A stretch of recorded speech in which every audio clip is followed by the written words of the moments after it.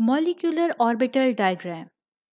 Bonding molecular orbitals और anti bonding molecular orbitals को molecular orbital diagram की help से रिप्रेजेंट किया जाता है, जो कि ना सिर्फ कोवेलेंट मॉलिक्यूल्स की बॉन्ड ऑर्डर बल्कि इसकी मैग्नेटिक प्रॉपर्टीज को भी एक्सप्लेन करता है। Molecular orbital diagram of hydrogen molecule. Bonding molecular orbitals और एंटी बॉन्डिंग मॉलिक्यूलर ऑर्बिटल्स को रिप्रेजेंट करने के लिए मॉलिक्यूलर ऑर्बिटल डायग्राम यूज की जाती है। यहाँ पर आप स्क्रीन पर देख सकते हैं, हमारे पास ये मॉलिक्यूलर ऑर्बिटल डायग्राम है हाइड्रोजन मॉलिक्यूल की। जैसा कि हम जानते हैं कि हाइड्रोजन पीरियोडिक टेबल का फर्स्ट एलिमेंट है और इसकी electronic configuration 1s1। 1s1 represent करता है कि हमारे पास हाइड्रोजन के वैलेंस शेल में 1 इलेक्ट्रॉन है। जैसे कि आप स्क्रीन पर एटॉमिक स्ट्रक्चर हाइड्रोजन का देख सकते हैं, इसके वैलेंस शेल में 1 इलेक्ट्रॉन मौजूद है। जब कभी two atomic orbitals hydrogen atom के ओवरलैप करेंगे तो इसके रिजल्ट में हमारे पास टू मॉलिक्यूलर ऑर्बिटल फॉर्मेशन होगी। यहाँ पर आप देख सकते हैं स्क्रीन पर कि ए और रिप्रेजेंट कर रहा है एटॉमिक ऑर्बिटल ऑफ हाइड्रोजन को। यहाँ पर 1s, ठीक है, 1s हमें मालूम है कि 1s1 इलेक्ट्रॉनिक कन्फिग्रेशन है हाइड्रोजन की। तो यहाँ पर 1s ऑर्बिटल जिसमें 1 इलेक्ट्रॉन है, ये ओवरलैप कर रहा है किसके साथ? दूसरे एटॉमिक ऑर्बिटल ऑफ हाइड्रोजन के साथ, जिसमें अगेन 1 इलेक्ट्रॉन मौजूद है। यहाँ पर हेड ऑन ओवरलैपिंग के रिजल्ट में हमारे पास टू मॉलिक्यूलर ऑर्बिटल फॉर्मेशन हो रहे हैं, जो कि बॉन्डिंग मॉलिक्यूलर ऑर्बिटल जिसे BMO से रिप्रेजेंट किया जाता है, और एंटी बॉन्डिंग मॉलिक्यूलर ऑर्बिटल जिसे ABMO से रिप्रेजेंट किया जाता है। यहाँ पर आप देख सकते हैं, अगर आप डायग्राम में देखेंगे तो ये हमारे पास बॉन्डिंग मॉलिक्यूलर ऑर्बिटल और ये हमारे पास एंटी बॉन्डिंग मॉलिक्यूलर ऑर्बिटल है। अब यहाँ पर जो बॉन्डिंग मॉलिक्यूलर ऑर्बिटल है इससे सिग्मा, जबकि एंटी बॉन्डिंग मॉलिक्यूलर ऑर्बिटल को सिग्मा स्टार से रिप्रेजेंट किया गया है, क्योंकि ये दोनों ऑर्बिटल जो हैं हमारे पास हेड ऑन ओवरलैपिंग के रिजल्ट में फॉर्म हुए हैं। यही वजह है कि यहाँ पर हमने सिग्मा को यूज किया है।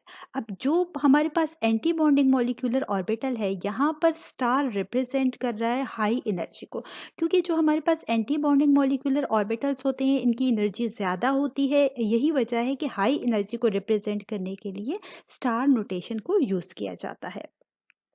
अब ये एटॉमिक ऑर्बिटल हाइड्रोजन की ओवरलैप कर रहे हैं और इसके रिजल्ट में हमारे पास टू मॉलिक्यूलर ऑर्बिटल, जो कि बॉन्डिंग मॉलिक्यूलर ऑर्बिटल और anti bonding molecular orbital formation हो रही है। अब सवाल ये पैदा होता है कि इलेक्ट्रॉन की फिलिंग हम किस तरीके से करेंगे।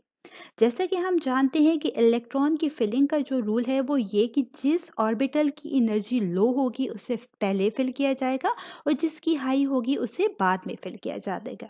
तो यहाँ पर हम जानते हैं, हमने ऑलरेडी मॉलिक्यूलर ऑर्बिटल थ्योरी में डिस्कस किया है कि बॉन्डिंग मॉलिक्यूलर ऑर्बिटल्स की एनर्जी हमेशा कम, जबकि एंटी बॉन्डिंग मॉलिक्यूलर ऑर्बिटल्स की एनर्जी हमेशा ज़्यादा होती है। सो इलेक्ट्रॉन की फिलिंग के लिए हम सबसे पहले इलेक्ट्रॉन को फिल करेंगे बॉन्डिंग मॉलिक्यूलर ऑर्बिटल में, क्योंकि इसकी एनर्जी कम है। अब यहाँ पर हमारे पास 1 जो हाइड्रोजन का एटॉमिक ऑर्बिटल है इसमें भी 1 इलेक्ट्रॉन मौजूद है, और जो सेकेंड हाइड्रोजन का एटॉमिक ऑर्बिटल है इसमें भी 1 इलेक्ट्रॉन मौजूद है।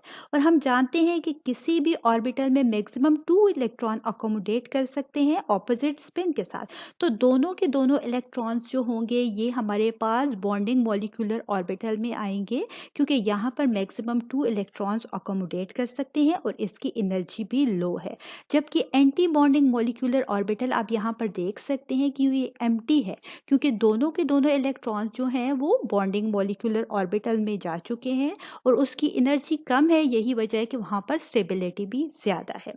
अब यहाँ पर अगर आप बात करेंगे कि बॉन्ड ऑर्डर हमारे पास हाइड्रोजन मॉलिक्यूल का क्या होगा, तो बॉन्ड ऑर्डर के लिए जो हम फॉर्मूला यूज़ करते हैं वो है हमारे पास half electron in the bonding molecular orbital minus the electron in the anti bonding molecular orbital. जब इस फॉर्मूला में हम पुट करते हैं वैल्यूज़ को बॉन्डिंग मॉलिक्यूलर ऑर्बिटल और एंटी बॉन्डिंग मॉलिक्यूलर ऑर्बिटल की, तो इसके रिजल्ट में हम बॉन्ड ऑर्डर को फाइंड आउट कर सकते हैं। बॉन्ड ऑर्डर हमें बताता है कि हमारे पास कितने number of covalent bond formation होगी, क्या बॉन्ड फॉर्मेशन होगी भी या नहीं होगी। अगर होगी तो वो सिंगल कोवेलेंट बॉन्ड होगा, डबल कोवेलेंट बॉन्ड होगा या ट्रिपल कोवेलेंट बॉन्ड होगा। चलिए जानते हैं कि हाइड्रोजन मॉलिक्यूल में हमारे पास कौन सी बॉन्ड फॉर्मेशन होगी। बॉन्ड ऑर्डर को फाइंड आउट करते हैं कि हाइड्रोजन मॉलिक्यूल का बॉन्ड ऑर्डर क्या है। तो इसके लिए हमारे पास जो फॉर्मूला मौजूद है, इसमें हमने मॉलिक्यूलर ऑर्बिटल डायग्राम में से बॉन्डिंग मॉलिक्यूलर ऑर्बिटल और एंटी बॉन्डिंग मॉलिक्यूलर ऑर्बिटल में मौजूद इलेक्ट्रॉन्स के नंबर को पुट करना है। चलिए पुट करते हैं इस फॉर्मूला में, ताकि हम फाइंड आउट कर सकें bond order of a hydrogen molecule. अब यहाँ पर आप डायग्राम में देख सकते हैं कि हमारे पास जो बॉन्डिंग मॉलिक्यूलर ऑर्बिटल है, यहाँ पर 2 इलेक्ट्रॉन्स, जबकि एंटी बॉन्डिंग मॉलिक्यूलर ऑर्बिटल में कोई इलेक्ट्रॉन भी मौजूद नहीं है। इसे फॉर्मूला में पुट करते हैं, bond order is equal to 1/2। ठीक है। इसके बाद हमने number of electron in the bonding molecular orbital, जो कि 2 नंबर ऑफ इलेक्ट्रॉन है बॉन्डिंग मॉलिक्यूलर ऑर्बिटल में, यहाँ पर आप देख सकते हैं कि 2 नंबर ऑफ इलेक्ट्रॉन्स है बॉन्डिंग मॉलिक्यूलर ऑर्बिटल में। देन माइनस हमारे पास फॉर्मूला में मौजूद है। देन हमने number of electrons in the anti bonding molecular orbital put करना है। यहाँ पर 0 इलेक्ट्रॉन्स हमारे पास मौजूद हैं एंटी बॉन्डिंग मॉलिक्यूलर ऑर्बिटल, यानी कि कोई इलेक्ट्रॉन भी मौजूद नहीं है, इसलिए हमने यहाँ पर 0 को पुट किया है। इसका आंसर हमारे पास क्या आएगा? हमारे पास आंसर इसका आ जाएगा 1। 1 किस तरीके से आया? 2 से कैंसिल हो जाएगा, 2 1 ज़ा 2 इक्वल टू 1 हमारे पास आंसर आ गया। बॉन्ड ऑर्डर 1 रिप्रेजेंट करता है सिंगल कोवेलेंट बॉन्ड को। यहाँ पर आप देख सकते हैं हमारे पास डायग्राम मौजूद है। 1 हाइड्रोजन का हमारे पास एटम सेकेंड हाइड्रोजन के एटम्स के साथ ओवरलैप कर रहा है। दोनों हाइड्रोजन एटम के वैलेंस शेल में 1 इलेक्ट्रॉन्स मौजूद हैं। जब ये दोनों हाइड्रोजन के एटम्स अपने इलेक्ट्रॉन को शेयर कर रहे हैं, एज अ रिजल्ट दोनों के वैलेंस शेल में हमारे पास 2 इलेक्ट्रॉन्स कंप्लीट हो जाते हैं, और इस तरीके से हमारे पास हाइड्रोजन हाइड्रोजन के साथ सिंगल कोवेलेंट बॉन्ड फॉर्मेशन करता है। सो जैसा कि हमने बॉन्ड ऑर्डर से भी फाइंड आउट कर लिया कि बॉन्ड ऑर्डर 1 जब कभी आंसर होगा तो ये रिप्रेजेंट करता है हमारे पास सिंगल कोवेलेंट बॉन्ड को। सो हाइड्रोजन मॉलिक्यूल में हमारे पास सिंगल कोवेलेंट बॉन्ड मौजूद होता है 2 हाइड्रोजन एटम्स के दरमियान। अगर मैग्नेटिक प्रॉपर्टीज की बात की जाए कि हाइड्रोजन मॉलिक्यूल की मैग्नेटिक प्रॉपर्टीज क्या होती हैं, तो यहाँ पर हमारे पास जो है हाइड्रोजन मॉलिक्यूल में हमारे पास पेयर्ड इलेक्ट्रॉन है, और पेयर्ड इलेक्ट्रॉन किसी भी सब्सटेंस में रिप्रेजेंट करते हैं डायमैग्नेटिक प्रॉपर्टीज को। सो हाइड्रोजन मॉलिक्यूल हमारे पास डायमैग्नेटिक है इन नेचर।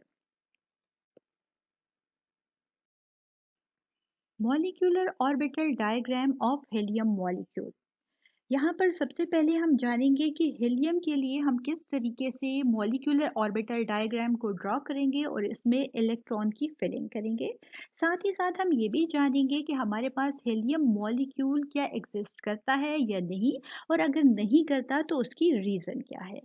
हीलियम जिसकी इलेक्ट्रॉनिक कन्फिग्रेशन 1s2 है, यानी कि ये रिप्रेजेंट करता है कि इसके वैलेंस शेल में 2 इलेक्ट्रॉन्स मौजूद हैं।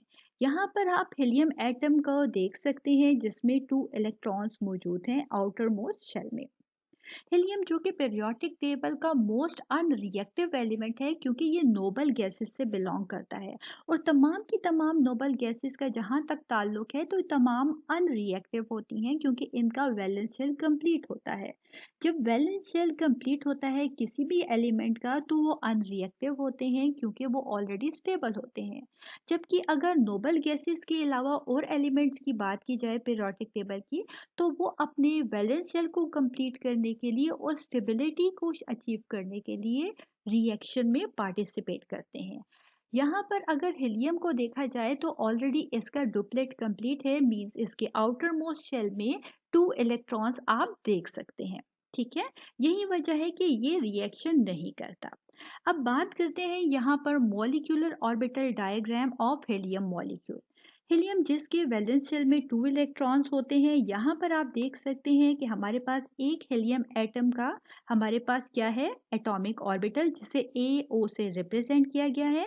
और हम जानते हैं कि हीलियम में 2 इलेक्ट्रॉन्स मौजूद होते हैं। तो फर्स्ट एटॉमिक ऑर्बिटल जिसमें 2 इलेक्ट्रॉन्स ऑपोजिट स्पिन के साथ हमने फिल कर दिया। सेकेंड हीलियम के एटॉमिक ऑर्बिटल जिसमें 2 इलेक्ट्रॉन्स को हमने ऑपोजिट स्पिन के साथ इलेक्ट्रॉन को फिल कर दिया। अब हमारे पास इन एटॉमिक ऑर्बिटल में आप देख सकते हैं कि टोटल 4 इलेक्ट्रॉन्स मौजूद हैं। और हम ये जानते हैं कि जब कभी atomic orbitals head on overlapping करते हैं तो इस ओवरलैपिंग के रिजल्ट में equal number of molecular orbital formation होती है। ये molecular orbital bonding molecular orbital और एंटी बॉन्डिंग मॉलिक्यूलर ऑर्बिटल्स कहलाते हैं। यहाँ पर आप मॉलिक्यूलर ऑर्बिटल डायग्राम में बॉन्डिंग मॉलिक्यूलर ऑर्बिटल और एंटी बॉन्डिंग मॉलिक्यूलर ऑर्बिटल को देख सकते हैं। अब हमने बात करनी है कि किस तरीके से इलेक्ट्रॉन्स को हम फिल करेंगे यहाँ पर इन ऑर्बिटल्स में। तो हम जानते हैं कि इलेक्ट्रॉन की फिलिंग के लिए जो रूल फॉलो किया जाता है वो ये कि जिस ऑर्बिटल की एनर्जी कम होती है उसे पहले और जिसकी ज़्यादा होती है उसे बाद में फिल किया जाता है। और जैसे कि ऑलरेडी मॉलिक्यूलर ऑर्बिटल थ्योरी में हम डिस्कस कर चुके हैं कि बॉन्डिंग मॉलिक्यूलर ऑर्बिटल की एनर्जी हमेशा कम जबकि एंटी बॉन्डिंग मॉलिक्यूलर ऑर्बिटल की एनर्जी हमेशा ज़्यादा होती है। सो हम इलेक्ट्रॉन की फिलिंग करेंगे और हम जानते हैं कि किसी भी ऑर्बिटल में मैक्सिमम 2 इलेक्ट्रॉन से ज़्यादा हम फिल नहीं कर सकते। सो फर्स्ट 2 इलेक्ट्रॉन्स हमारे पास बॉन्डिंग मॉलिक्यूलर ऑर्बिटल में हम फिल करेंगे एंड द सेकेंड 2 इलेक्ट्रॉन हम एंटी बॉन्डिंग मॉलिक्यूलर ऑर्बिटल में फिल करेंगे। क्यों? क्योंकि मैक्सिमम 2 इलेक्ट्रॉन्स किसी भी ऑर्बिटल में हम फिल कर सकते हैं। सो इस तरीके से टोटल 4 इलेक्ट्रॉन्स हमने 2 ऑर्बिटल्स में जो कि बॉन्डिंग मॉलिक्यूलर ऑर्बिटल और एंटी बॉन्डिंग मॉलिक्यूलर ऑर्बिटल में फिल कर दिए। अब चलिए जानते हैं कि हमारे पास यहाँ पर जो हीलियम मॉलिक्यूल है इसका बॉन्ड ऑर्डर क्या होगा। सो बॉन्ड ऑर्डर जो हीलियम मॉलिक्यूल का वो हमारे पास 0 बॉन्ड ऑर्डर होगा। किस तरीके से हम कह रहे हैं कि हीलियम मॉलिक्यूल का 0 बॉन्ड ऑर्डर होगा। सो फॉर्मूला में वैल्यू को पुट करके हम इस बॉन्ड ऑर्डर को किसी भी कोवेलेंट मॉलिक्यूल के लिए फाइंड आउट कर सकते हैं। फॉर्मूला के मुताबिक हमारे पास सबसे पहले 1/2 आता है, फिर electrons in the bonding molecular orbital में कितने इलेक्ट्रॉन्स हैं उसको फिल करते हैं। यहाँ पर आप देख सकते हैं मॉलिक्यूलर ऑर्बिटल डायग्राम में हमारे पास 2 इलेक्ट्रॉन्स हैं बॉन्डिंग मॉलिक्यूलर ऑर्बिटल में, देन माइनस का साइन आएगा, फिर हमारे पास electron in the anti bonding molecular orbital और यहाँ पर आप देख सकते हैं कि 2 इलेक्ट्रॉन्स हैं हमारे पास एंटी बॉन्डिंग मॉलिक्यूलर ऑर्बिटल में। So 2 - 2 is equal to 0। So overall हमारे पास ये इक्वेशन जो हो जाएगी इक्वल टू 0 हो जाएगी। सो 0 बॉन्ड ऑर्डर हमें रिप्रेजेंट करता है कि हमारे पास हीलियम एटम्स के दरमियान कोई भी कोवेलेंट बॉन्ड फॉर्मेशन नहीं होगी। यही वजह है कि हम कहते हैं कि हीलियम मॉलिक्यूल एग्जिस्ट नहीं करता और अक्सर हम इसके लिए लिखते हैं non existence of helium molecule. एक और ट्रिक जिसके ज़रिए आप इजीली किसी भी मॉलिक्यूल का बॉन्ड ऑर्डर फाइंड आउट कर सकते हैं और वो भी मॉलिक्यूलर ऑर्बिटल डायग्राम को देखते हुए। तो याद रखिए कि जब कभी हमारे पास electrons in the bonding molecular orbital में इक्वल होंगे electrons in the anti bonding molecular orbital में, तो ये हमेशा जो होगी कोई भी बॉन्ड फॉर्मेशन नहीं करेंगे क्योंकि इस केस में हमारे पास बॉन्ड ऑर्डर जो होगा हमेशा ज़ीरो आएगा। तो ज़ीरो बॉन्ड ऑर्डर रिप्रेजेंट करता है नो कोवेलेंट बॉन्ड फॉर्मेशन को। अगर आपके पास number of electrons in the bonding molecular orbital ज़्यादा होंगे as compare to the number of electrons in the anti bonding molecular orbital, तो याद रखिए कि इस केस में हमारे पास बॉन्ड ऑर्डर फॉर्मेशन ज़रूर होगी।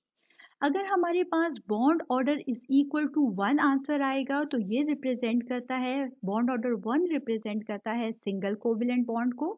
अगर बॉन्ड ऑर्डर इक्वल टू 2 आएगा तो ये रिप्रेजेंट करता है डबल कोवेलेंट बॉन्ड को और बॉन्ड ऑर्डर 3 रिप्रेजेंट करता है हमारे पास ट्रिपल कोवेलेंट बॉन्ड को।